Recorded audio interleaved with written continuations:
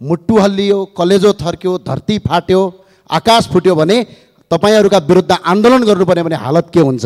मेरो हकमा भन्नुहुन्छ भने मेरो आफ्नो मान्छे भन्ने कुनै हिसाबले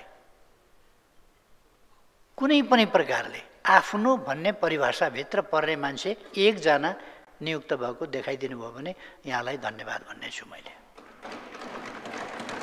राजा ज्ञानेन्द्रले भर्खरै फागुन 6 गते दिएको भिडियो सन्देशमा श्री 5 महाराजधिराज भनेर उल्लेख गरिएको र शाही निशाना प्रयोग गरेको देखियो। यो शाही निशाना 2065 साल जेठ 17 गते हटाइएर त्यहाँ राष्ट्रिय झण्डा राखिएको थियो र नेपालको संविधानमा कहीँ पनि श्री 5 महाराजधिराज भन्ने उल्लेख छैन। त्यसैले यस्तो सन्देश श्री 5 महाराजधिराज भनेर राख्ने र शाही निशाना झण्डा राख्ने प्रति घोर आपत्ति छ र सरकारले त्यस्ता कार्य नगर्न संविधान नबित्नका लागि आग्रह गरोस् भनेर अनुरोध गर्न चाहन्छु। गइसकेको राजा फर्किँदैन भने अस्तु पनि नभेटिने मार्क्स, लेनिन र माओको खोज्यो भने अस्तु पनि भेटिँदैन। त्यो चाहिँ कसरी फर्किन्छ र जनतालाई उल्लु बनाइराख्नु भएको छ? यो एउटा ग्लोबल फेनोमेनन पनि हो। दुनियाँमा सबैतिर महँगी बढ्दै गएको छ, बढ्दै जान्छ पनि होला सायद।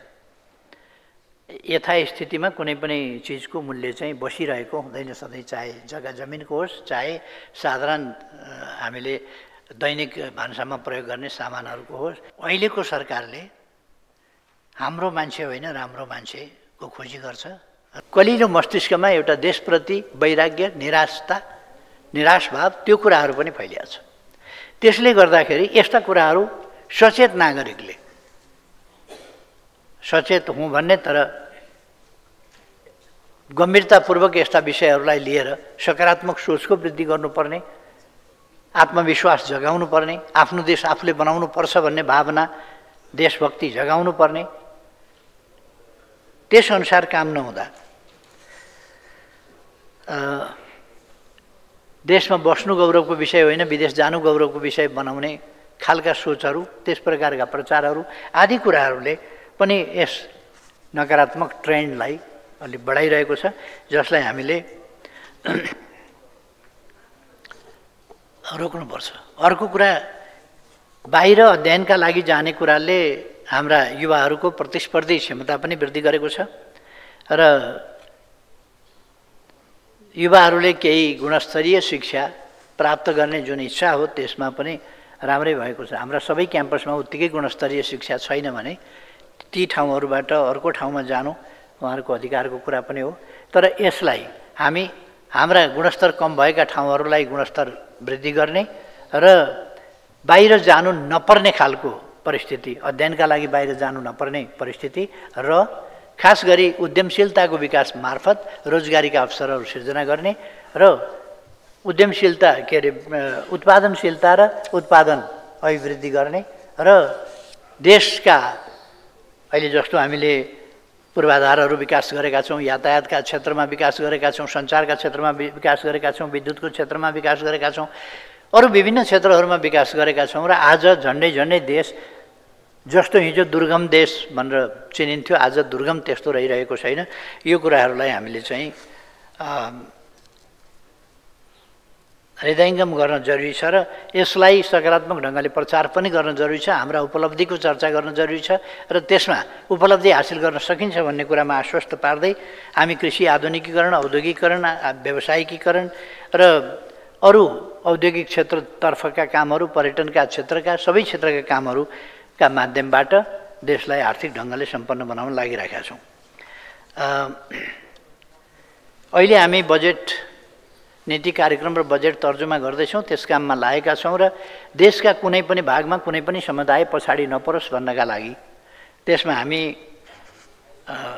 गम्भीर ढङ्गले लागिरहेका छौँ कि कुनै पनि क्षेत्र पछाडि नपर्ने गरी र अहिलेको आर्थिक अवस्थालाई बदल्नका लागि, सकारात्मक ढङ्गले अगाडि बढाउनका लागि हामी काम गरिरहेका छौँ र तिनै तहका सरकारहरूले यसतर्फ आफ्ना प्रयासहरूलाई केन्द्रित गरेका छन्। यो अहिले नीति कार्यक्रम बजेटको समय हो र सङ्घीय सरकार यस मामलामा अत्यन्तै दत्तचित्त भएर लागिरहेको छ।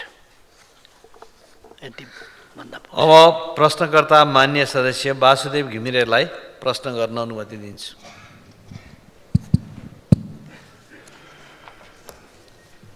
सम्मान्य सभामुख महोदय मार्फत सम्मान्य प्रधानमन्त्रीज्यूलाई म प्रश्न गर्न चाहन्छु। हामीहरूकै आग्रह अनुसार सरकारले चालु आर्थिक वर्षको नीति तथा कार्यक्रममा लुम्बिनीमा बर्थिङ हब निर्माण गर्ने विषय समावेश गरेको थियो। भगवान गौतम बुद्ध जन्मिएको पवित्र पावन भूमिमा सन्तान जन्माउने चाहना कुन अभिभावकलाई नहोला र? सुविधा सम्पन्न बर्थिङ हस्पिटल बनाएर विश्वका शान्तिमार्गीहरूलाई सो अवसर उपलब्ध गराउन लुम्बिनी ल्याउने अवधारणासहित अघि सारिएको यो विषय नीति तथा कार्यक्रममा समावेश हुँदा सबैलाई उत्साहित बनाएको थियो। तर हालसम्म बर्थिङ हब निर्माणका लागि आवश्यक बजेट विनियोजन नहुँदा निराशा छाएको छ। लुम्बिनीमा पर्यटन प्रवर्धन गर्न लुम्बिनी र आसपासका पालिकाहरूलाई समेटेर लुम्बिनी एकीकृत शहरी विकास कार्यक्रम चलाइनुको विकल्प छैन। सम्माननीयज्यू, लुम्बिनी विकास कोषको पर्खालभित्र मात्र काम गरेर लुम्बिनीमा पर्यटकको आकर्षण बढाउन सकिँदैन। यसर्थ लुम्बिनीको एकीकृत विकासको लागि सरकारको भावी योजना के छ? साथै गौतम बुद्ध अन्तर्राष्ट्रिय विमानस्थल लामो प्रयासपछि सम्माननीयज्यूकै पहलमा आंशिक सञ्चालनमा आएको छ। तर उक्त विमानस्थलको दिगो सञ्चालनको विषयमा अझै विभिन्न शङ्का उपशङ्का देखा परेकोले सरकारले उक्त विमानस्थल पूर्ण र दिगो सञ्चालनको लागि के कस्तो प्रबन्ध मिलाएको छ? धन्यवाद। सम्माननीय प्रधानमन्त्री।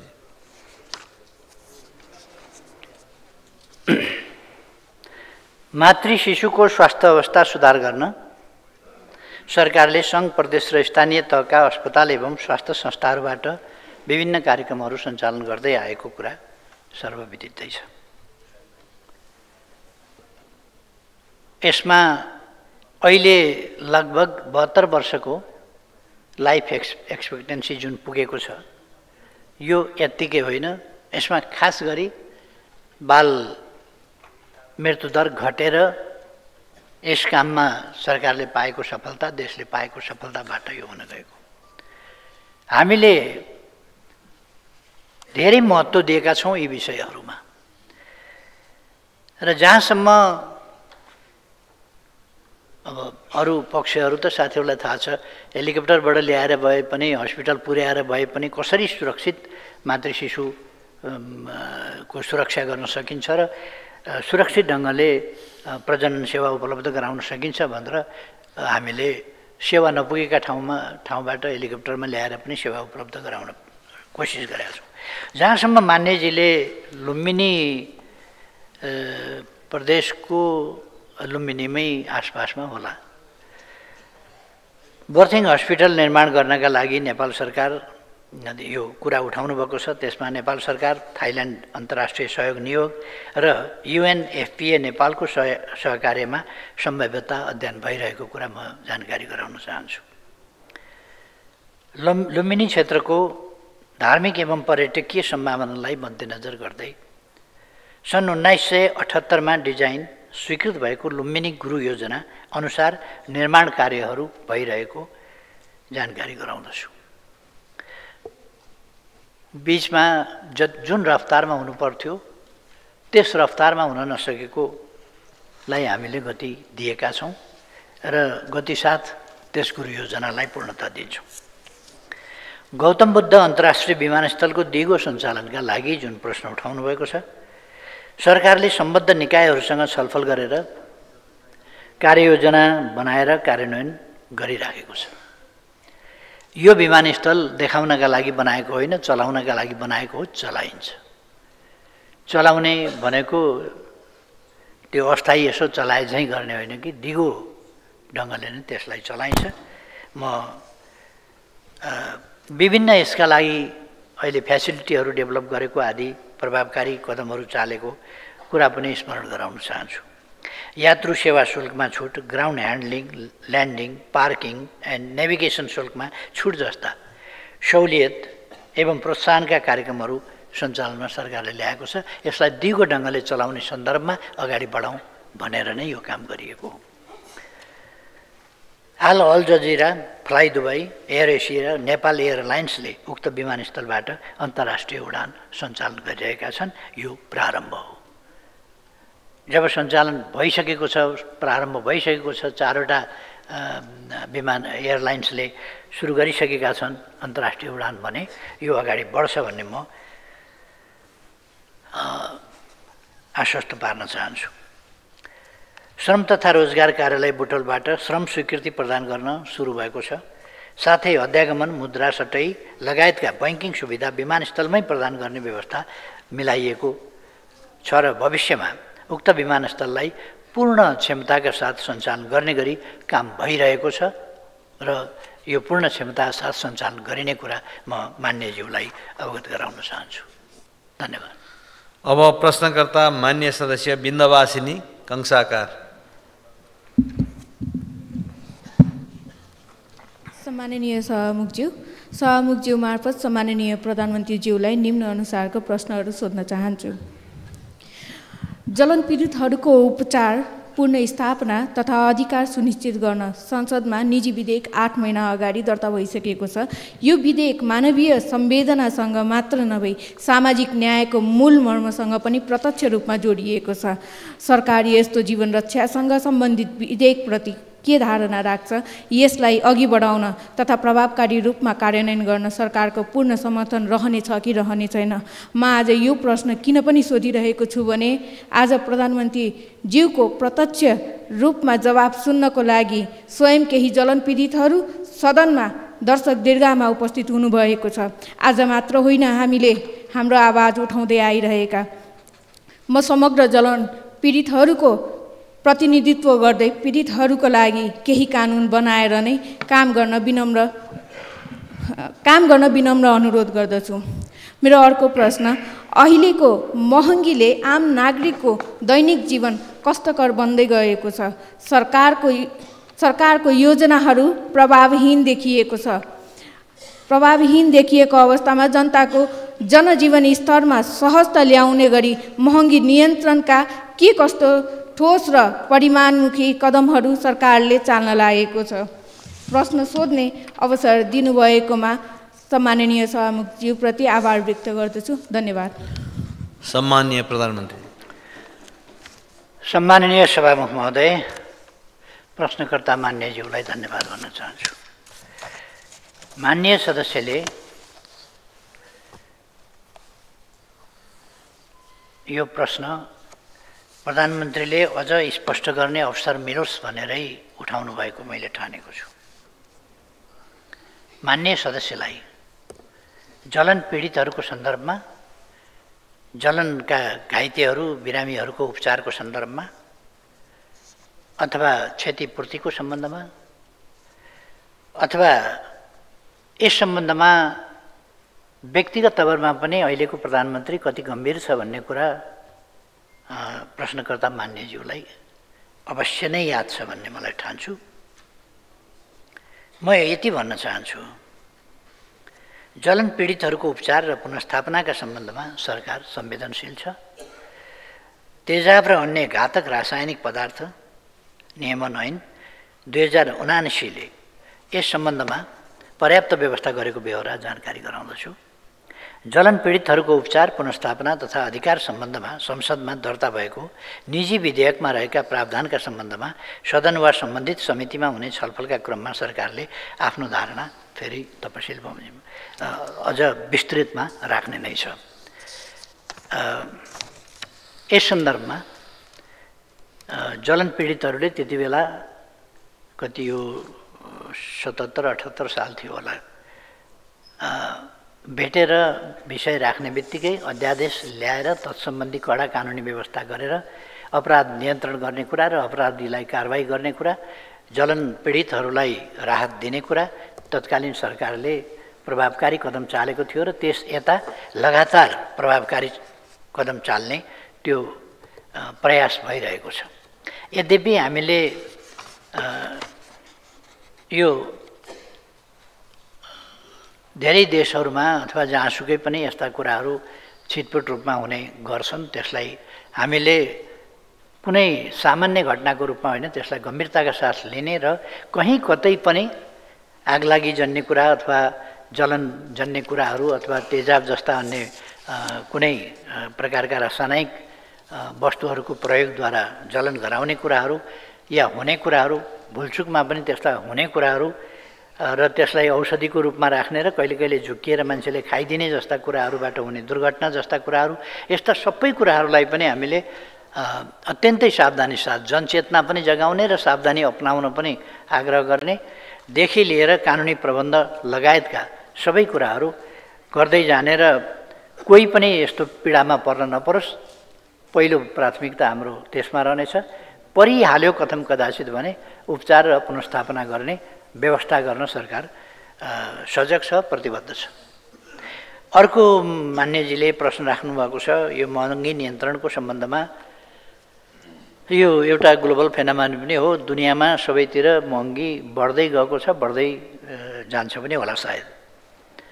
यथास्थितिमा कुनै पनि चिजको मूल्य चाहिँ बसिरहेको हुँदैन सधैँ, चाहे जग्गा जमिनको होस्, चाहे साधारण हामीले दैनिक भान्सामा प्रयोग गर्ने सामानहरूको होस्, कुनै पनि चिजको मूल्य अलिअलि गर्दै बढिराखेको हुन्छ। त्यो हामीले आफ्नै जीवनमा पनि भोगेका छौँ, कुन चिजको मूल्य कहाँ थियो र कुनै पनि वस्तु जति बेर जुन मूल्यमा पाइन्थ्यो त्यो अहिले हामी पाउँदैनौँ, अथवा यो एउटा स्वाभाविक प्रक्रिया पनि हो। तर अनुचित ढङ्गले मूल्य वृद्धि हुनु हुँदैन, नाफाखोरीको हिसाबले, कुनै कार्टेलिङको हिसाबले अथवा अरू हिसाबले अनुचित ढङ्गको मूल्य वृद्धि, अस्वाभाविक ढङ्गको मूल्य वृद्धि हुनु हुँदैन र त्यसबाट मूल्य वृद्धिबाट कसैले अनुचित लाभ लिने गरी त्यस प्रकारका क्रियाकलापहरू हुनु हुँदैन, त्यसलाई सरकारले रोक्छ। र यसमा सरकार प्रतिबद्ध छ। आम नागरिकको दैनिक जीवनसँग जोडिएका उपभोग्य एवं प्रयोगमा आउने सामग्रीहरूको सहज र सुलभ आपूर्ति व्यवस्थापनका लागि बजार अनुगमनलाई नियमित रूपमा सञ्चालन गरिएको छ। दुर्गम क्षेत्रमा अत्यावश्यक खाद्य वस्तुहरूको आपूर्तिको व्यवस्था मिलाइएको छ ताकि अस्वाभाविक ढङ्गले त्यहाँ फेरि मूल्य वृद्धि नहोस्, काला बजारी नहोस् जस्ता कुराहरूलाई ध्यानमा राखिएको छ। बजारमा कृत्रिम अभाव सिर्जना गर्नेलाई कारबाही गर्न बजार अनुगमन समिति सक्रिय बनाइएको छ। यसले मूल्य वृद्धि नियन्त्रणमा सहयोग पुर्याएको छ। तर पनि अब सन्तोषजनक स्थिति भन्न सकिँदैन, कतिपय ठाउँमा प्रश्न उठेका छन्। ती कुराहरूलाई सरकारले गम्भीरताका साथ ध्यान दिन्छ, सकारात्मक ढङ्गले ती सुझावहरूलाई लिन्छ र उपभोक्ता अधिकारको संरक्षण र न्यायिक निरूपणका लागि भर्खरै उपभोक्ता अदालतको स्थापना गरेर सञ्चालनमा ल्याइएको छ। यसले अदालतले पनि यस्ता कुरा नियन्त्रण गर्नमा मूल्य वृद्धि वा मूल्य वृद्धि अनुचित ढङ्गले हुनका पछाडिका कारणहरू खोज्ने र नियन्त्रण गर्ने कुरामा मद्दत पुर्याउनेछ भन्ने म ठान्दछु। अब सजिलो के हुन्छ भने बढ्दो महँगी नियन्त्रण गर भन्ने नारा म सानो हुँदादेखि पनि सुनिराखेको छु, अहिलेसम्म पनि सुनिराखेको छु। त्यो नारा सधैँ लोकप्रिय हुन्छ, किनभने मूल्य नियन्त्रण गर, सस्तोमा हामीलाई सामान देऊ भन्ने जनताको माग सधैँ जायज छ। त्यसकारण यो लोकप्रिय नै हुन्छ, यो नारा जहिले पनि लोकप्रिय हुन्छ। अब कहिले कहिले अस्थायी रूपमा केही कुराहरूमा मूल्य घट्छ, त्यति बेला पनि यदि मूल्य वृद्धि नियन्त्रण गर, सस्तो मूल्यमा उपभोग्य सामान उपलब्ध गराऊ भन्यो भने त्यो लोकप्रिय नै हुन्छ। त्यो हामीले बुझ्नुपर्छ। अब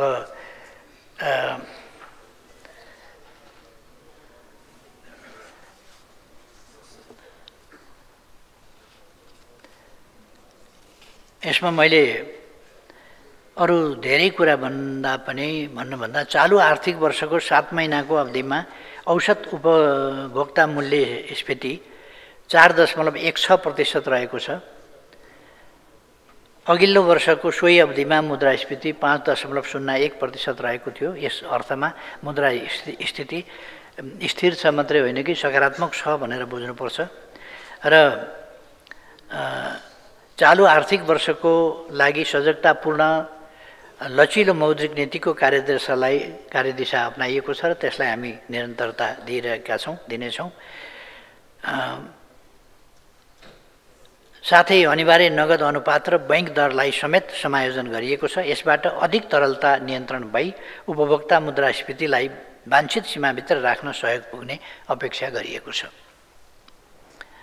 अत्यावश्यक वस्तुहरूको भन्सार दर घटाउने तथा महँगीमा प्रत्यक्ष असर गर्ने वस्तुहरूमा कर छुट प्रदान गर्ने नीतिलाई निरन्तरता दिइनेछ।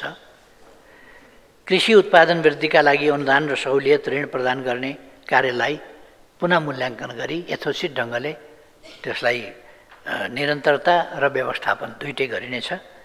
यसबाट खाद्य आपूर्तिमा स्थिरता, कृषिजन्य उपजको उत्पादनमा वृद्धि, कृषिजन्य उत्पादनको आयात व्यवस्थापन साथै मूल्य स्थिरता कायम गर्न समेत सहयोग पुग्नेछ। त्यसो भएर यसमा सरकार सजग छ, सचेतनतापूर्वक कदम चालिरहेको छ, रणनीतिहरू लिइरहेको छ, कदमहरू अगाडि बढाइरहेको छ र यसमा अरू धेरै केही भनिरहनु पर्ला जस्तो लाग्दैन। मुद्रास्फीतिले मुद्रा यो मूल्य वृद्धिको अवस्थालाई देखाउँछ। यसमा धेरै भयावह अवस्था छ भन्न मिल्ने अवस्था देखिँदैन। धन्यवाद। अब प्रश्नकर्ता मान्य सदस्य भानुभक्त जोशी प्रश्न राख्नुहुन्छ।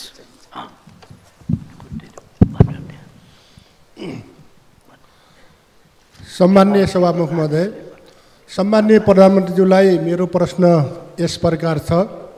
प्रश्न नम्बर 1, यो कोभिड पछि बन्द भएका नेपालको उत्तरी सीमा तिब्बतसँग जोडिएका धेरै सीमा नाकाहरू खुलिसक्दा पनि बझाङ जिल्लाको उरै ताग्लाकोट मानस सरोवर नजिकको सीमा नाका अहिलेसम्म नखुलेको हुँदा कहिलेसम्म खुल्छ होला, जनतालाई आश्वस्त पारिदिन हुन प्रधानमन्त्रीज्यूलाई अनुरोध गर्न चाहन्छु। सम्माननीय प्रधानमन्त्रीज्यू, हाम्रो बझाङ जिल्ला लगायतका वरपरका ठाउँको अवस्था के छ भने देवी देवताको विशेष पूजा गर्न पनि मानस सरोवरको जल ल्याउनु पर्ने अवस्था हो।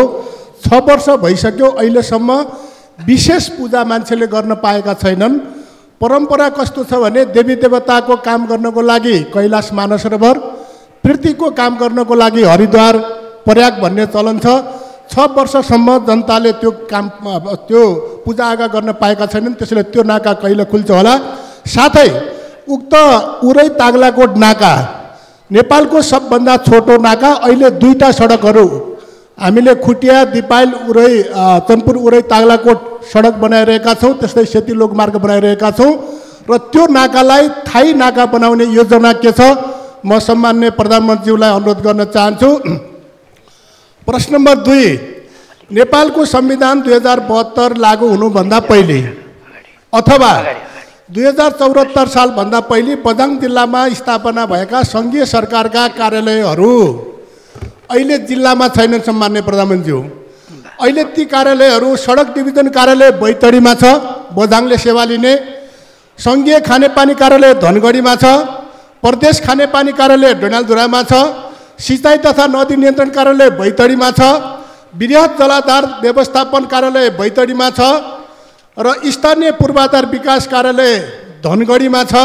सङ्घीय प्रहरी तथा शहरी तथा भवन निर्माण कार्यालय सिलगढी डोटीमा छ, कर सेवा कार्यालय डडेलधुरामा छ। अब बझाङ जिल्लाले सेवा पाउनुपर्ने यी कार्यालयहरू यति टाढा रहेको हुनाले अहिले कमसेकम खानेपानीका 400वटा खानेपानी योजनाहरू छन् र ती सबै उपभोक्ताले सम्झौता गर्न, पेस्की लिन, सबै काम गर्न धनगढी र डडेलधुरा आउनुपर्ने अवस्था छ।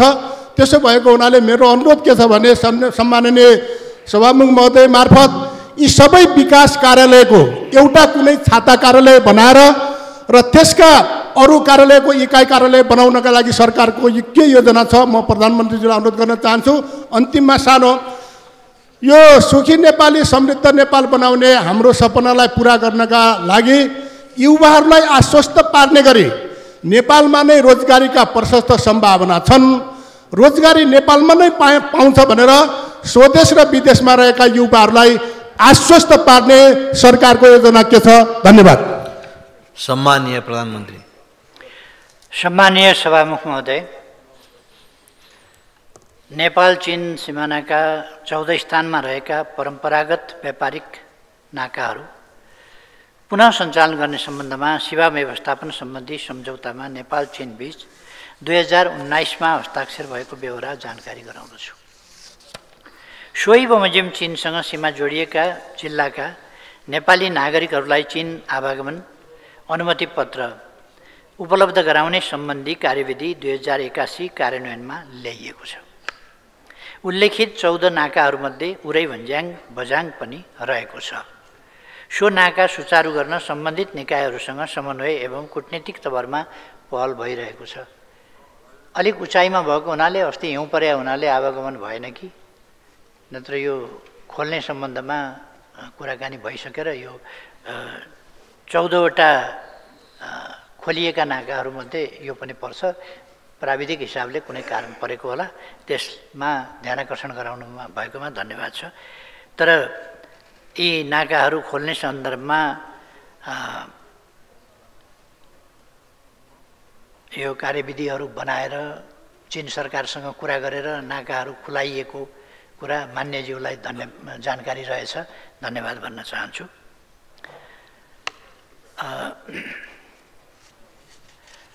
विकास सम्बन्धी कार्य गर्ने कार्यालय बनाएर सडक, खानेपानी, सिँचाइ तथा नदी नियन्त्रण, पूर्वाधार विकास लगायतका कार्यहरू एकीकृत रूपमा सञ्चालन गर्ने सम्बन्धमा मानिएको धारणा सराहनीय छ। हाल स्थानीय तहबाट कतिपय सेवाहरू यसै अनुरूप प्रदान भइरहेकै छन्। एकीकृत रूपमा 3 तहका सरकारको कामको प्रकृति र कर्मचारीको व्यवस्थापन गरिएको छ। नेपालको संविधानले गरेको व्यवस्था बमोजिम साबिकमा केन्द्रीय सरकारले गर्ने कतिपय काम हालको व्यवस्थामा प्रदेश तथा स्थानीय तहको कार्यक्षेत्रमा परेका छन्। 3 तहकै सरकारले जिल्लामा छुट्टा छुट्टै कार्यालय स्थापना गरी सेवा प्रदान गर्न सम्भव नहुने हुँदा केही जिल्ला कार्यक्षेत्रमा रहने गरी डिभिजन कार्यालयहरू मार्फत सेवा प्रदान हुँदै आइरहेको छ। नेपालमा नै रोजगारी प्राप्त गर्न सकिने विश्वास दिलाउन सरकारले दुईटै हिसाबले, एउटा यथार्थ रूपमा वैचारिक हिसाबले मानिसलाई मानसिक रूपले तयार गर्ने कुरा र अर्को व्यवहारिक कदमहरूद्वारा त्यसमा आश्वस्त पार्ने कुरा गर्दै आएको छ। यस सम्बन्धमा अघिल्लै प्रश्नको जवाफको प्रसङ्गमा मैले काफी कुरा भनिसकेका छु। विभिन्न कार्यक्रमहरू सञ्चालन गरेर त्यसलाई सम्बोधन गर्न पनि खोजिएको छ। रोजगार कार्यक्रम 75-76 देखि हालसम्म करिब 8 लाख सूचीकृत बेरोजगारले रोजगारीको अवसर प्राप्त गरेका छन्। तर यो पर्याप्त हो भन्ने कुरा होइन, यो न्यून हो। तर सरकारले सक्दो प्रयास गरेको कुरा मैले खाली जानकारी गराउन खोजेको हुँ। त्यसै गरेर आन्तरिक रोजगारीका कार्यक्रम अभिवृद्धि गर्नका लागि विभिन्न कार्यक्रमहरू सञ्चालन गर्ने उद्देश्यले आगामी 10 वर्षका लागि आन्तरिक रोजगार प्रवर्धन दशक भनेर घोषणा गरिएको छ। तर आन्तरिक रोजगार दशक भनेर त्यो कार्यान्वयन हुन त्यसरी मात्रै सक्दैन। त्यसकारण त्यसलाई उद्यमशीलताको विकास र रोजगारी प्रवर्धन भन्ने कुरा हामीले राखेका छौँ। र उद्यमशीलताको विकास र रोजगारी प्रवर्धन, उद्यमशीलताको विकास बिना रोजगारी प्रवर्धन हुन सक्दैन। त्यसकारण यसलाई समेत जोडेर अगाडि बढाउन जरुरी छ र यो दशकलाई उद्यमशीलताको विकास र रोजगारीका अवसरहरू वृद्धि गर्ने दशकको रूपमा हामीले लिएका छौँ। धन्यवाद। अब प्रश्नकर्ता मान्य सदस्य बिना कुमारी थनैत प्रश्न गर्न सक्नुहुन्छ।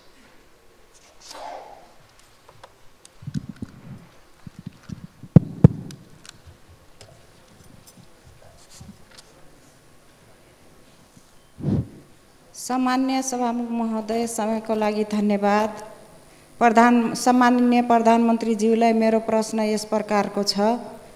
थारूहरू यस देशका धरतीपुत्र आदिवासी हुँदाहुँदै 2063 सालको अन्तरिम संविधानमा कानुनद्वारा विशेष व्यवस्था गरिने छुट्टै वर्गका रूपमा समेटिएनन्। थारूहरूका लागि आरक्षणको व्यवस्था हुन सकेन।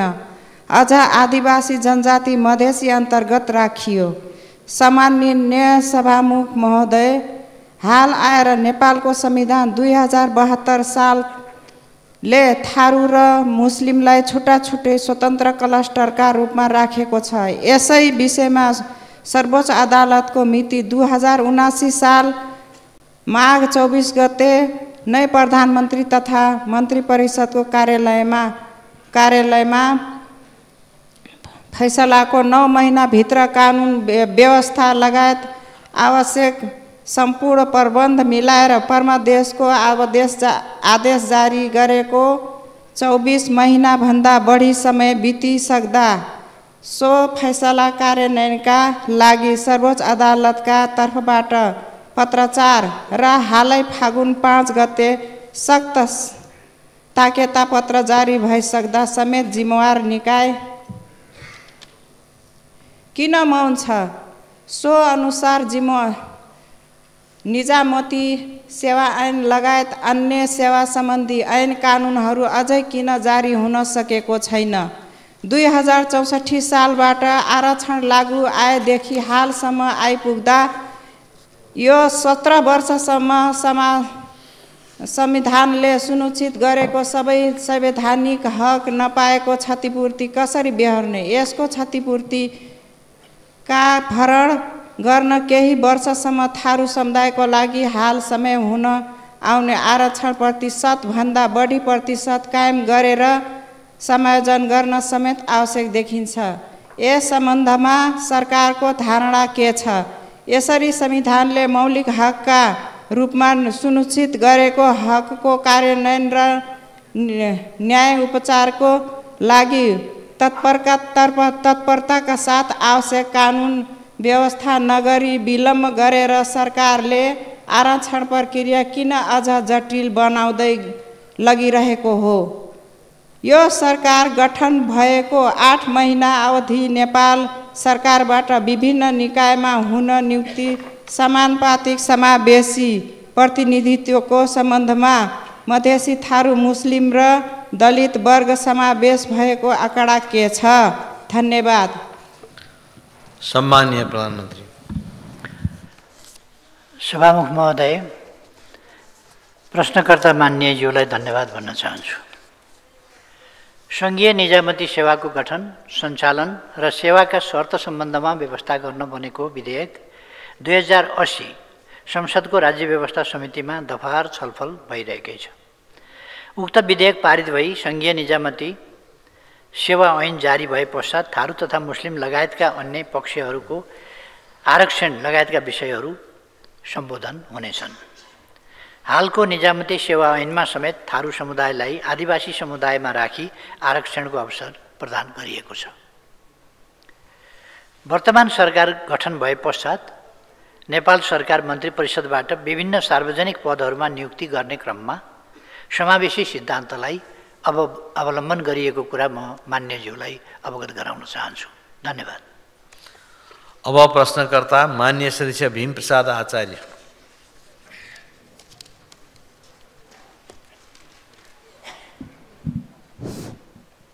सम्मान्य सभामुखज्यू, सम्मान्य सभामुख मार्फत सम्मान्य प्रधानमन्त्रीज्यूलाई निम्न प्रश्न गर्न चाहन्छु।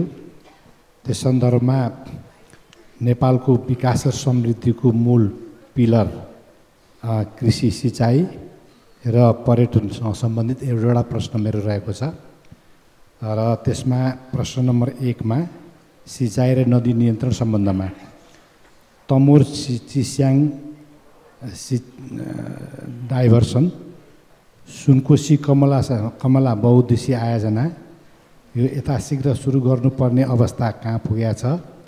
त्यो देशको सबैभन्दा ठुलो र यो देशको सबैभन्दा ठुलो सुनसरी मोरङ सिँचाइ आयोजनामा कोशी नदीले धार परिवर्तन गर्दा चतारा मूल नहरमा क्षमताको 15% मात्रै पानी अहिले आइरहेको छ।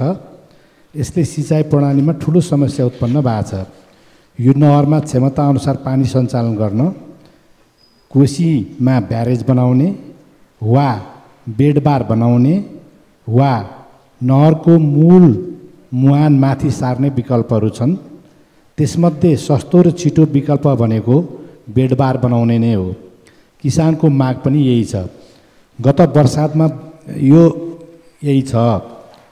अर्कोमा गत वैशाखमा बुढी खोलाको बाढीले इटरी 3 स्थित बुढी खोलामा निर्मित सिँचाइ नहरको बाँध भत्काउँदा इटरीका ग्रामीण इलाकामा करिब 500 हेक्टर जमिनको सिँचाइ प्रणाली नष्ट भएको र नदी कटानले इटरीको बस्ती बगाउने जोखिम बढेकोले तत्काल नियन्त्रण र सिँचाइ बाँध निर्माणको आवश्यकता छ र त्यो माग जनताले गरिरहेको स्थिति पनि छ।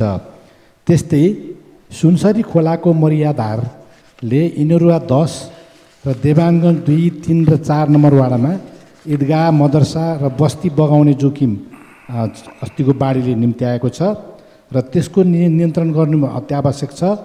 त्यो त्यहाँको ज्वलन्त माग पनि हो र यी तिनटै सन्दर्भमा सरकारको पोजिसन स्पष्ट पारिदिन अनुरोध गर्दछु।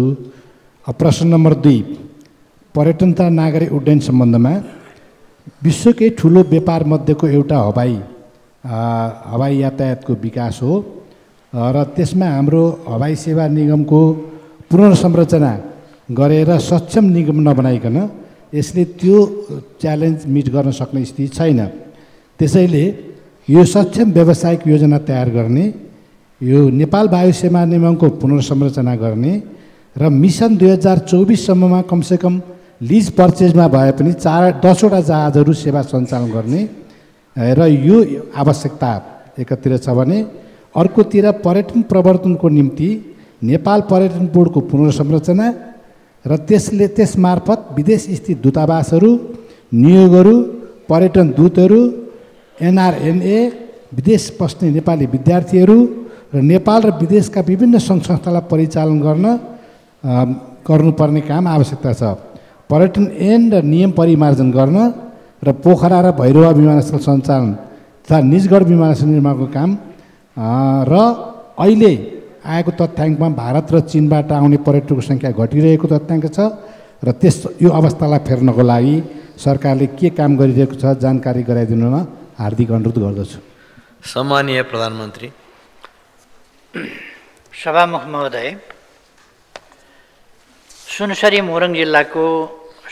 मोरङ जिल्लाको करिब 68,000 हेक्टर जमिन सिँचाइ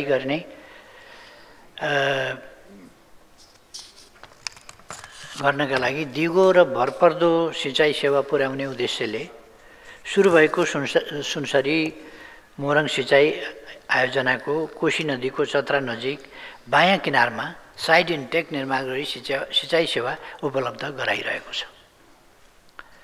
विगत केही वर्षदेखि कोशी नदीले धार परिवर्तन गरेर दायाँपट्टि पानीको बहाव चापेकोले साइड इन्टेकमा आवश्यक मात्रामा पानीको प्रवेश गराउन सकिएको छैन।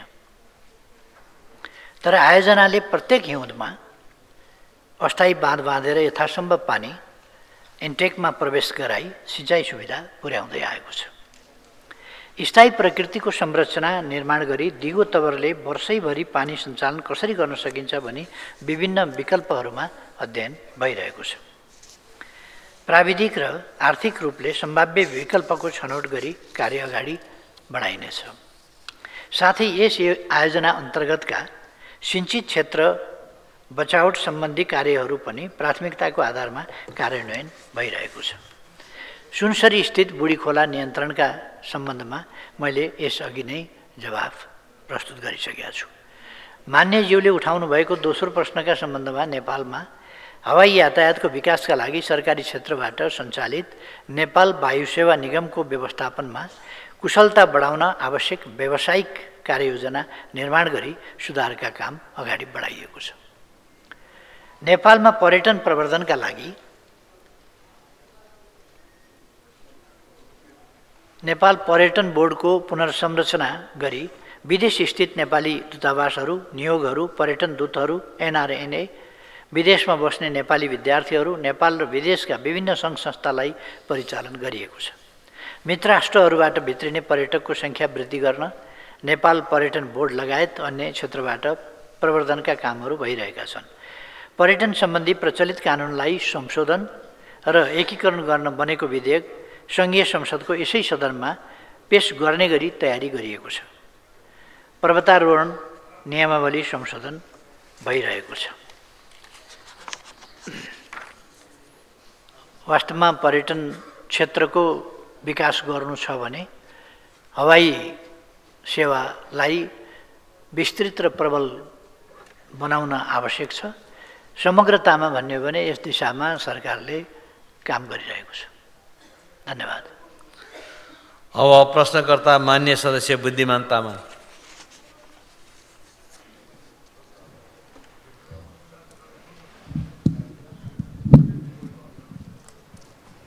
सामान्य सभापति महोदय, म मान्य सभापति मार्फत सामान्य प्रधानमन्त्रीलाई यो निम्नलिखित प्रश्नहरू सोध्न चाहन्छु। नेपालको चुच्चे नक्सामा समेटिएको लिबोलेक, कालापानी र लिबियाधुरा भ्रमणमा प्रधानमन्त्रीज्यू कहिले जानुहुन्छ र भ्रमणको कुनै कार्यक्रम बनेको छ कि छैन? प्रश्न नम्बर 2, यो चाहिँ एकदम प्रश्न भयो।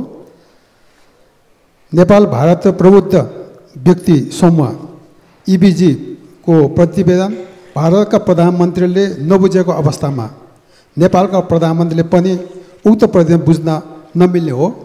धन्यवाद। सम्मानीय प्रधानमन्त्री। सम्माननीय सभामुख महोदय, माननीय प्रश्नकर्ता मान्यज्यूलाई म धन्यवाद भन्न चाहन्छु। मान्यज्यूले त्यस क्षेत्रमा भ्रमणमा कहिले जानुहुन्छ भन्ने प्रश्न राख्नुभएको छ। अहिले तत्काल योजना बनेको छैन, पछि जान सकिन्छ। मान्यज्यूको योजना बनेको छ कि क्या हो? योजना बनेको छ भने राम्रो कुरा हो।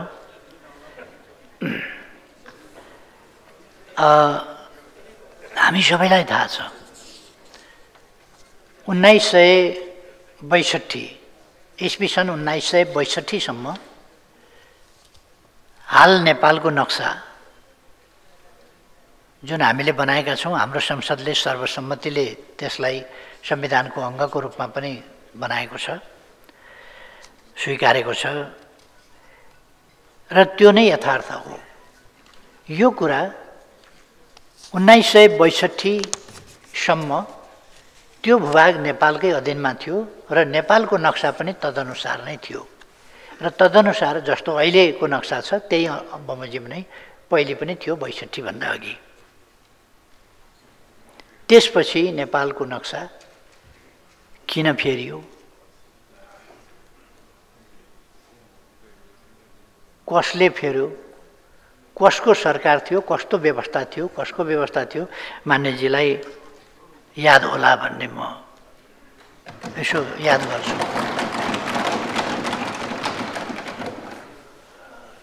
2077 साल विक्रम सम्वतको 2077 साल असार 4 गते संविधानको दोस्रो संशोधन मार्फत, त्यो पनि सर्वसम्मत संशोधन मार्फत, संविधानको अनुसूची 3 मा रहेको नेपालको निशान छाप अद्यावधिक गरिएको तथ्य मान्यज्यूलाई अवगत नै छ। जहाँसम्म इपिजी प्रतिवेदनको कुरा छ, नेपालले नबुझ्ने भनेको छैन। इपिजीमा रहेका अथवा त्यो ग्रुपमै एमिनेन्ट पर्सन्स ग्रुप या त्यो बौद्धिक समूह, उसले नै बुझाउँदाखेरि पहिले भारतका प्रधानमन्त्रीलाई बुझाउने अनि नेपालका प्रधानमन्त्रीलाई बुझाउने भन्ने समझदारी केही बनाएछ। त्यसकारण उसले भारतका प्रधानमन्त्रीलाई पहिले बुझाउन खोजेको हो। एक्लैले बुझेर, एकतर्फले मात्रै बुझेर, एकतर्फले मात्रै कार्यान्वयन गर्ने विषय होइन यो। यो नेपाल भारत सम्बन्धका समग्र पक्षहरूलाई कसरी आजको समयअनुसार उचाइमा उठाउने, व्यवस्थित गर्ने र दुई देशको मित्रतामा कहीँ कतै प्रतिकूल असर नपर्ने गरी, कसैलाई अन्याय नहुने गरी र सबै समस्याको दिगो समाधान र सधैँका लागि समाधान गर्ने गरी प्रस्ताव गर्न, सिफारिस गर्नका लागि इपिजी निर्माण गरिएको थियो। त्यसले 2 वर्ष अध्ययन गरेर प्रतिवेदन तयार गरेको छ। यो प्रतिवेदन बुझ्ने सम्बन्धमा नेपालको तर्फबाट उच्च स्तरीय भेटघाटमा पनि कुरा उठाइएको छ र अन्य सन्दर्भहरूमा कूटनीतिक पहलहरू पनि भइरहेका छन् र उच्च स्तरमा पनि कुरा भइरहेको हो। म मान्यज्यूलाई जानकारी गराउन चाहन्छु र यो समझदारीपूर्ण ढङ्गले नै यसको समाधान खोजिनेछ, समाधान हुनेछ भन्ने कुरामा म विश्वास गर्न चाहन्छु। धन्यवाद। अब प्रश्नकर्ता मान्य सदस्य विनिता कठायतलाई प्रश्न सोध्न अनुमति दिन्छु। सम्माननीय सभामुख महोदय, सम्माननीय प्रधानमन्त्रीज्यू, अलि भर्खरै प्रधानमन्त्रीज्यूले भने जस्तै त्यही नक्साको त्यही चुच्चे नक्सामा हामीले ल्यायौँ भनेर प्रधानमन्त्रीज्यूले त्यो बेला ल्यायौँ भनेर प्रचार पनि भयो र हामी सबैजना खुसी पनि थियौँ र गर्वित पनि थियौँ कि हामीले आफ्नो भूभाग पायौँ भनेर। तर अहिले आएर त्यहाँका नागरिकसँग भेट्दा र त्यहाँका नागरिकका डकुमेन्ट्रिजहरू सुन्दा हेर्दा र न्युजहरू हेर्दाखेरि चाहिँ त्यहाँका नागरिकलाई नेपाली हुनुमा कुनै पनि गर्वित फिल छैन। उनीहरूले भन्छन् हामीलाई नेपाल सरकारले के दिएको छ, आफ्नै गाउँ घरमा जानलाई भारतको बाटो हिँड्नु पर्ने नेपाल सरकारले हामीलाई के दिएको छ? महँगाई छ, हामी यहाँ कति महँगाईमा बसेका छौँ। हाम्रो व्यथितिको विषयमा त्यहाँ काठमाडौँको राज्यमा बसेको त्यो सरकारले नभनिदियोस् हामीलाई हामी नेपाली हौँ भनेर। हामीलाई बाटो छैन, हामी भारतको बाटो भएर आफ्नो गाउँ घरमा जाँदैछौँ। मान्य सदस्य, तपाईँको व्याख्यामा जाने हो कि यो प्रश्न नै हो सभामुख महोदय? व्याख्यामा गर्ने हो भने तपाईँले समय लिएर कति व्याख्या गर्ने त्यो गर्नु पर्यो। प्रश्न नै हो सभामुख महोदय। प्रश्नमा भने तपाईँ प्रश्न जे हो त्यो वाचनमा जानुहोस्। र त्यहाँका नागरिकले आफ्नो गाउँ घर जानलाई कहिले नेपालको बाटो प्रयोग गर्न पाउने हुने, सँगै कर्णालीको राजमार्गको विषयमा कर्णालीको राजमार्ग नै छैन र त्यहाँको जुन बाटो छ त्यो पनि मापदण्डको विपरीतमा छ, जसलाई मृत्यु मार्गको नाममा भनिन्छ। र हामीले पनि कर्णालीवासी, मेरो कर्णालीका नागरिकले हामीले कहिले राम्रो बाटो प्रयोग गर्न पाउँछौँ? दोस्रो प्रश्न, प्रधानमन्त्रीज्यू हालचालै जुम्ला जानुभएको थियो कर्णाली प्रतिष्ठानको दीक्षान्तरणमा। त्यहाँ त्यही प्रतिष्ठानमा एउटा एमआरआई मेसिन पनि छैन प्रधानमन्त्रीज्यू, युएसजी मेसिन छैन। त्यही कर्णाली प्रतिष्ठान जसले नेपालको 13 जिल्लालाई सुविधा दिन्छ, त्यही प्रतिष्ठानमा चरम विथिति भएको छ। त्यो प्रतिष्ठानले कहिले न्याय पाउँछ र हामी कर्णाली बासिन्दाले कहिले सुलभ स्वास्थ्यको सुविधा पाउँछौँ? र यो त्यो कर्णाली प्रतिष्ठानले एमआरआई मेसिन जस्ता कुनै पनि सामग्रीहरू पाउँछ कि पाउँदैन त्यो पनि प्रश्न भनिदिनु होला। धन्यवाद। सम्माननीय प्रधानमन्त्री। सम्माननीय सभामुख महोदय, मान्यज्यूले उठाउनु भएको प्रश्न अलिकति त अघिल्लैमा गइसकेको छ, त्यसमा दोहोऱ्याइरहनु परेन। र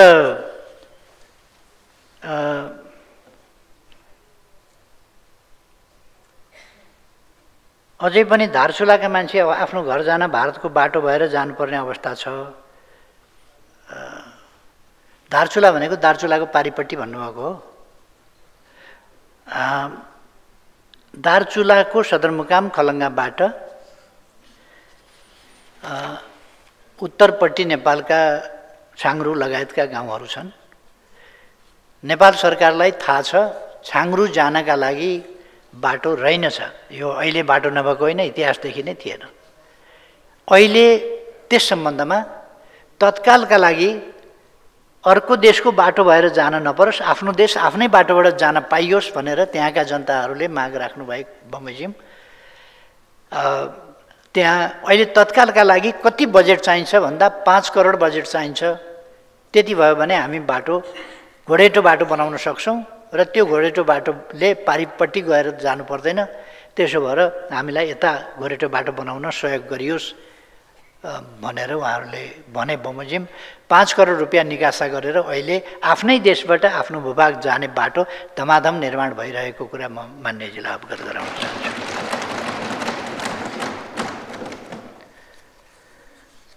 कर्णाली प्रदेश एउटा दुर्गम प्रदेश हो र त्यहाँ सेना मार्फत सबै सदरमुकामहरूमा बाटो पुर्याउने र पक्की बाटो पुर्याउने काम भइरहेको छ। पहाड फोर्ने, चट्टान फोर्ने कामहरू भइरहेका छ। नभएका ठाउँमा पुलहरू हाल्ने काम भइरहेका छ। बाटोलाई कच्ची मात्रै होइन पक्की बनाउने काम भइरहेको छ। यी कुराहरू मान्यजीले जानकारी लिनुभयो हुन्छ त्यहाँका मानिसहरूबाट। यो ब्रह्मदेवदेखि झोलागाड, दार्चुला, टिङ्कर सडक यसका लागि यो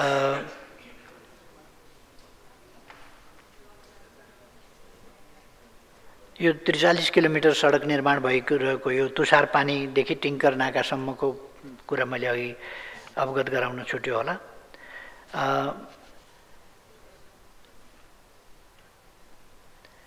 जे होस् यो बाटो बन्दै गरेको कुरा नेपालै भएर हिँड्न पाउने सुविधा बनाउने प्रयासमा सरकार काम गरिरहेको कुरा मैले बताएँ।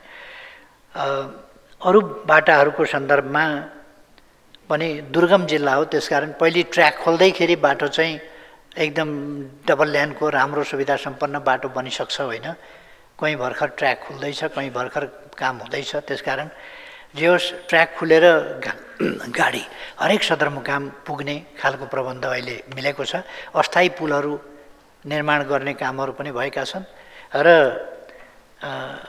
दुर्गम ठाउँहरू चाहे त्यो महाकालीका बजाङ होस् अथवा बाजुरा होस्, त्यस्ता दुर्गम ठाउँहरू अथवा बुढी नन्दा, अर्को नन्दा यी नदीहरू हुन्, यिनीहरूमा बेली ब्रिज राख्नेदेखि लिएर कर्णालीका बाटाहरू र कर्णाली स्वास्थ्य विज्ञान प्रतिष्ठान भर्खर खुलेको हो, त्यसलाई भर्खरै अपग्रेड गरिएको हो र त्यहाँ सुविधाहरू कम भएका हुन सक्दछन्, तर त्यसलाई हामीले कुनै विकृति भन्न त मिल्दैन, त्यसमा न्यूनता भन्नुपर्छ। त्यो न्यूनताहरू क्रमशः पुरा गर्ने दिशामा सरकारको ध्यान गएको छ र सरकार त्यसमा एमआरआई सहितका विशिष्ट सेवाहरू प्रवाह गर्नका लागि ध्यान दिइरहेको छ र त्यसै गरेर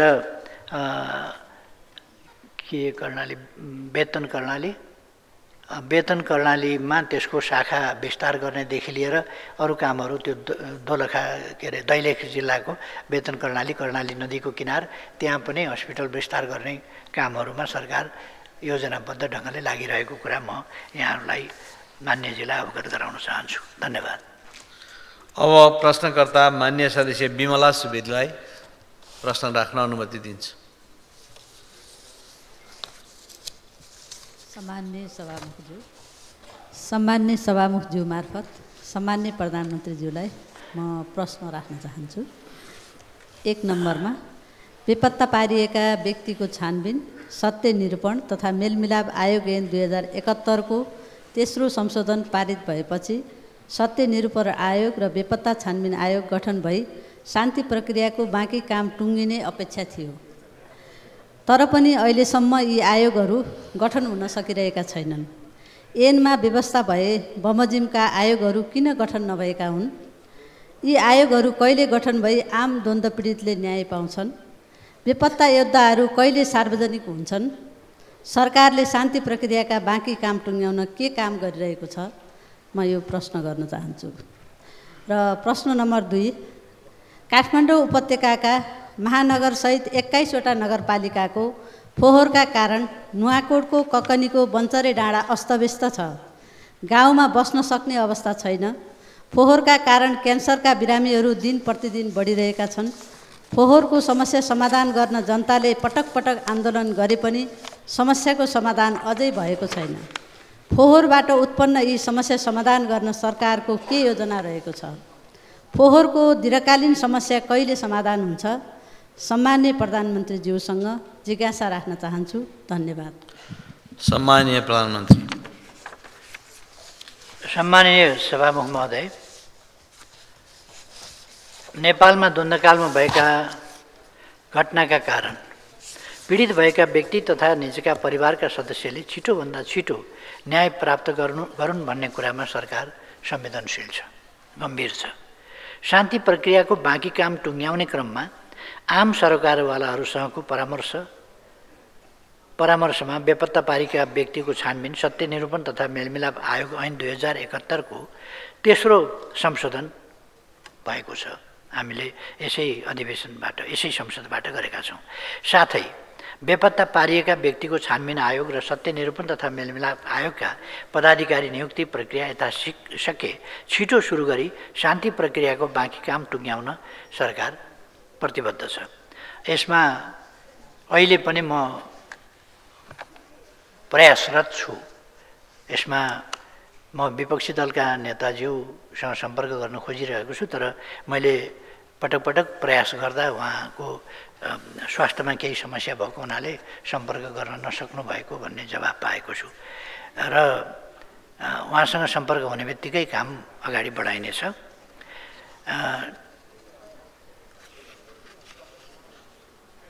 नेपालको संविधानले फोहोर मैला व्यवस्थापनको कार्य स्थानीय तहको कार्यक्षेत्रमा राखेको विदितै छ। दीर्घकालीन रूपमा व्यवस्थित र वैज्ञानिक ढङ्गले फोहोर मैला व्यवस्थापन गर्न अल्पकालीन र दीर्घकालीन योजना तयार भएको छ।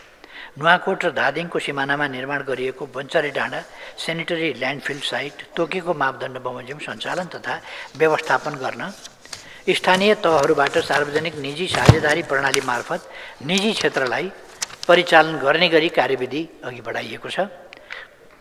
बन्चरी डाँडामा प्रत्यक्ष प्रभावित क्षेत्र एकिन गर्न पूरक वातावरणीय अध्ययन सुरु भइरहेको छ। फोहोर मैला स्रोतमा नै वर्गीकरण गराउने व्यवस्था गर्ने, यसको सहजीकरणको लागि फोहोर मैला स्थानान्तरण केन्द्रको व्यवस्थापन गर्ने, फरक गाडीमा फरक दिनमा जैविक र अजैविक फोहोर सङ्कलन गर्ने, मल र मेटेरियल रिकभरी फेसिलिटी निर्माण गरी सञ्चालन गर्ने जस्ता कार्यलाई प्राथमिकता दिई योजनाबद्ध रूपमा स्थानीय तहहरू मार्फत सञ्चालनमा ल्याइनेछ। यसका लागि विभिन्न विषयगत मन्त्रालयहरूले आवश्यक प्राविधिक सहयोग तथा सहजीकरण गर्ने योजना रहेको छ। यसमा खास गरी स्थानीय तहको सरकारको रुचि र त्यसमा सहकार्यको आवश्यकता छ। यसमा सरकारको ध्यान गएको छ, केन्द्र सरकारको, र यस स्थितिलाई लम्बिरहन दिनु हुँदैन भन्ने कुरामा सरकार सजग छ। यति स्पष्ट गर्न चाहन्छु। मान्यजीलाई धन्यवाद। अब प्रश्नकर्ता मान्य सदस्य मनिष झा। सम्माननीय सभामुख महोदय, सम्माननीय प्रधानमन्त्रीज्यूलाई दुईटा प्रश्न राख्न चाहन्छु। पहिलो प्रश्न, तपाईले नियुक्त गर्नुभएको कर्मचारीहरूको असक्षमताका कारण सरकार फेल भएको तथ्य स्वीकार्नुहुन्छ?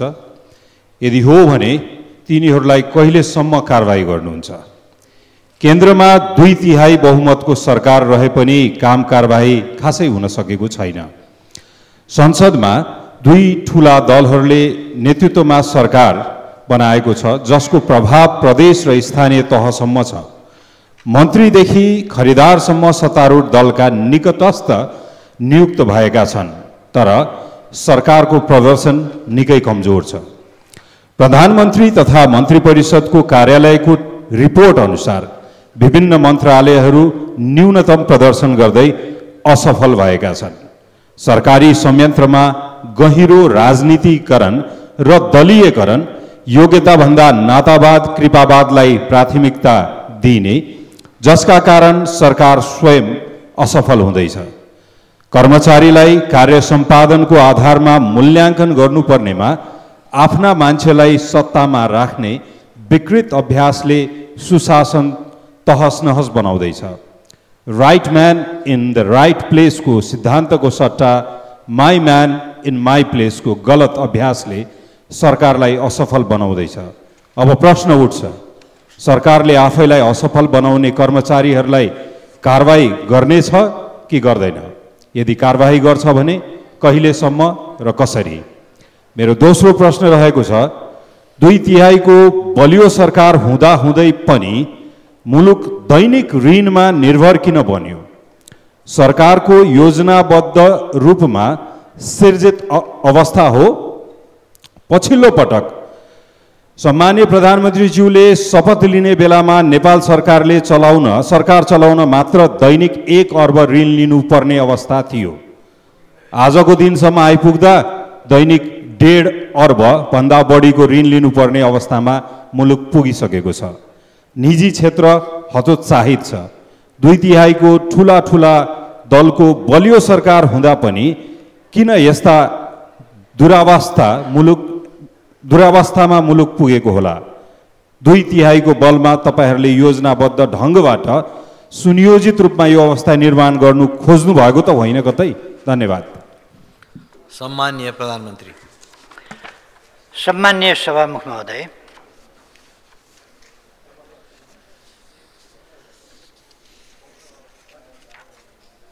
मान्यज्यू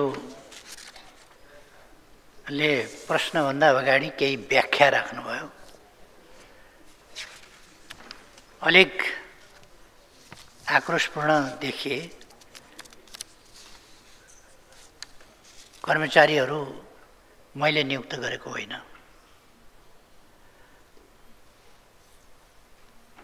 र अहिलेको सरकारले हाम्रो मान्छे होइन राम्रो मान्छेको खोजी गर्छ र योग्य मान्छे उपयुक्त ठाउँमा राख्छ। यसमा कुनै प्रकारको भेदभाव होइन।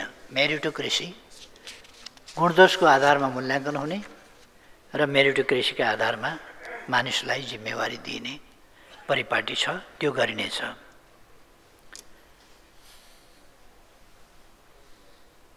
आफ्ना मान्छेहरू नियुक्त गरेको भन्ने कुरा,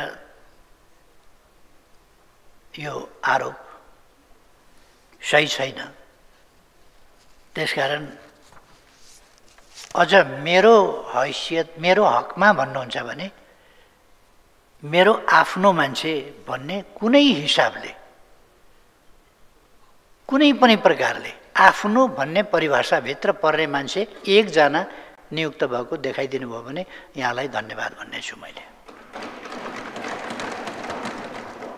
सरकार त्यस आफ्नोवाला बाटोमा हिँडेको छैन।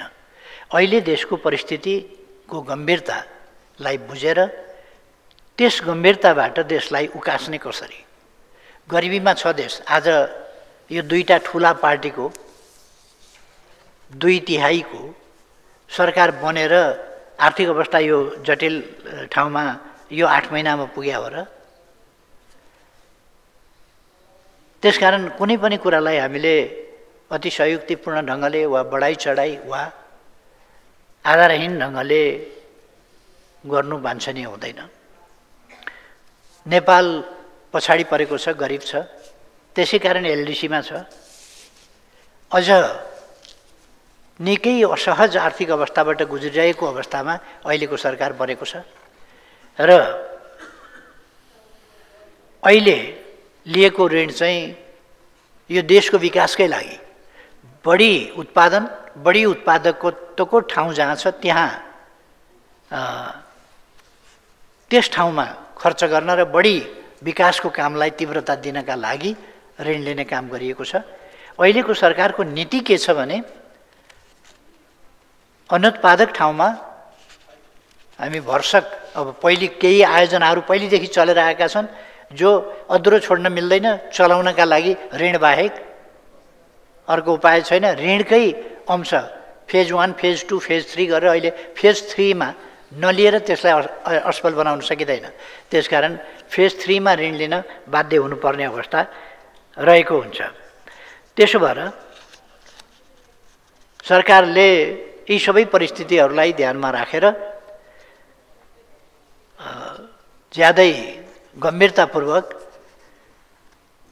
यो दयनीय अवस्थाबाट देशलाई सकेसम्म छिटो मुक्त गर्न, त्यसका लागि कर्मचारी प्रशासनलाई सक्षम, दक्ष बनाउन, तालिम उपलब्ध गराउन र कमी कमजोरीहरू कहीँ छन् कि त्यस कुरालाई पनि हेपेर ढिला सुस्तीका कुराहरू, त्यस सम्बन्धमा 7 दिनभन्दा बढी कहीँ कतै कुनै मन्त्रालय वा कुनै विभाग कसैले पनि फाइल अड्काएर राख्न नपाउने त्यसको निर्देशन जारी गरिएको छ र भ्रष्टाचार हुन नपाओस् भन्नका लागि विभिन्न उपायहरू, अनुगमन जस्ता कुराहरू, कामहरू गरिएको छ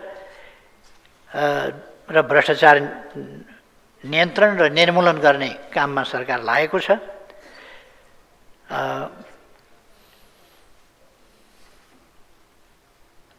कर्मचारीहरूको नियुक्ति म मान्यज्यूलाई फेरि स्मरण गराउन चाहन्छु। कर्मचारीहरूको नियुक्ति लोकसेवा मार्फत हुन्छ, त्यहाँ आफन्तको कुरा होइन र लोकसेवाले यस अघि पनि त्यसो गरेको थियो भन्ने कुरा म मान्दिनँ, अहिले पनि त्यसो गर्छ भन्ने कुरा म मान्दिनँ र भविष्यमा पनि लोकसेवाले कुनै सरकारलाई आफ्ना मान्छे भर्ती गर्न सहयोग पुर्याउँछ या भर्ती गरिदिन्छ। लोकसेवाले निष्पक्ष परीक्षा लिँदैन र निष्पक्ष पास फेल गर्ने कुरा गर्दैन भन्ने मलाई विश्वास लाग्दैन।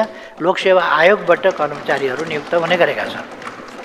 तिनै तहमा कर्मचारीको नियुक्ति लोकसेवा आयोगको सिफारिसमा योग्यताको आधारमा गर्ने गरिएको मान्यजीलाई जानकारी अवश्य छ भन्ने लाग्छ। कर्मचारीको ज्ञान, सिप, अनुभव र कार्यक्षमताको आधारमा पदस्थापन र सरुवा गर्ने गरिएको छ। कानुन विपरीत कार्य गर्ने कर्मचारीलाई कारबाही कहिले हुन्छ भन्ने मान्यज्यूको जुन प्रश्न छ, यसमा पनि हाम्रो संवैधानिक क्षेत्राधिकार तथा कानुनी प्रबन्ध हेर्न मान्यज्यूलाई अनुरोध गर्दछु। त्यसका आफ्ना विधि छन्, आफ्ना तरिका छन्, आफ्ना प्रक्रिया छन्, तदनुसार नै हुने छ। त्यो म फेरि जानकारी गराउन चाहन्छु। कानुन विपरीत काम गरेको भए कारबाही गर्ने संवैधानिक निकायहरू छन् अथवा त्यसको कानुनी व्यवस्था पनि छ, त्यसका लागि प्रक्रिया पनि छ र त्यसका लागि निकायहरू पनि छन्, तदनुसार नै हुन्छ। ती निकायहरूले कानुन विपरीत काम गर्ने व्यक्तिलाई कारबाही गर्ने गर्छन् र त्यस्ता व्यक्तिहरू सजायको भागीदार हुन्छन् र भइरहेका पनि छन्। सरकारी संयन्त्रहरूमा हुने सरुवा बढुवा र नियुक्तिमा नातावाद कृपावाद भयो भन्ने मान्यजीको प्रश्नलाई म अस्वीकार गर्न चाहन्छु। त्यो गलत आरोप हो। यसअघि भएका गलत अभ्यासहरूलाई तोडेर सरकारले मेरिट बेसमा बढुवा र नियुक्तिको काम गरिरहेको छ। सानो उदाहरण दिन्छु। नेपाल प्रहरीका प्रमुख नियुक्त गर्दा यसअघि कस्ता कस्ता कुरा सुन्न पर्थ्यो। यसपटक त्यस्तो सुन्न देख्न परेन।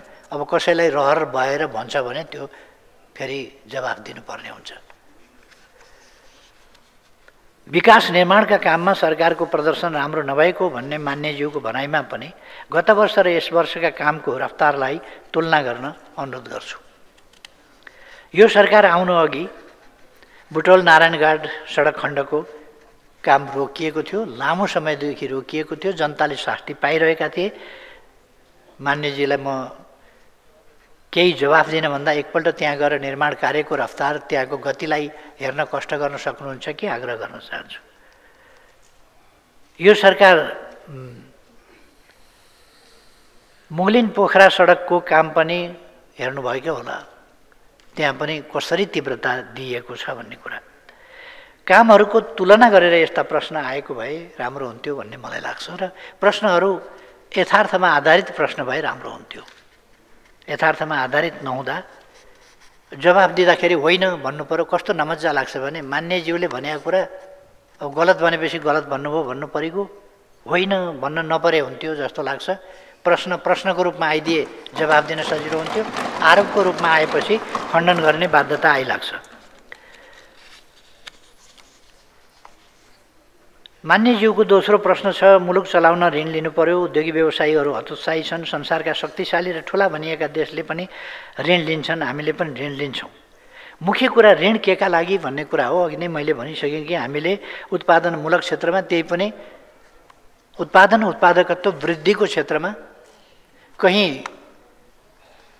उद्यमशीलताको विकासको सन्दर्भमा, कहीँ यस्तो पूर्वाधारको विकासको सन्दर्भमा जसले राष्ट्रको विकासको काममा तीव्र प्रतिफल दिन्छ, तीव्र मद्दत पुर्याउँछ, त्यस्तो ठाउँमा ऋण लिएको छ। अरूले पनि ऋण लिन्छन् र त्यस्ता क्षेत्रमा परिचालन गर्न लिइने ऋण त्यो नकारात्मक होइन। र हामीले ऋणका सिद्धान्तहरू कस्ता हुन्छन् ती कुराहरू, आर्थिक सिद्धान्त, अब ऋण नपरे त राम्रो हो, लिनु परेका खण्डमा कस्ता कुराहरूमा ऋण लिने नलिने नीतिमा स्पष्ट भएर, लगानीका क्षेत्रहरू तोकेर स्पष्ट भएर, हाम्रा आवश्यकता र हाम्रा प्राथमिकतामा आधारित भएर हामीले लिएका छौँ। र प्रतिफल नदिने खालका कुराहरूमा भन्दा प्रतिफलका लागि केही पूर्वाधारमा जसले पछि प्रतिफल राम्रो दिन्छ, त्यसो भएर मैले ऋण लिएको कुरालाई मात्रै होइन कि त्यसको प्रतिफलको पाटोलाई पनि हेर्न आग्रह गर्न चाहन्छु। र उद्योगी व्यवसायीहरू अहिलेको सरकार आएपछि हतोत्साही भएका छन् भन्ने कुरा अहिले उद्यमी व्यवसायीहरूका प्रतिनिधि मण्डलले नै उहाँहरूका वक्तव्य मार्फत सरकारले चालेका कदमहरूको सन्दर्भमा, सरकारले लिएका कानुनी प्रबन्धहरू अथवा नीतिहरूको सन्दर्भमा कसरी सकारात्मक ढङ्गले प्रतिक्रिया दिनुभएको छ, कसरी निजी क्षेत्र उत्साहित भएको छ, कसरी उद्यमी व्यवसायीहरू उत्साहित भएका छन्, त्यो कुरा म ध्यानाकर्षण गराउन चाहन्छु। र यसलाई अलिकति सच्याउनु पर्छ भन्ने मलाई लाग्छ। पहिलेको सरकार हुँदा उद्योगी व्यवसायी के भन्थे र अहिलेको सरकार आएपछि के भनिरहेका छन् यसो पत्र पत्रिका सञ्चार माध्यम हेरेर गरे पनि हुन्थ्यो।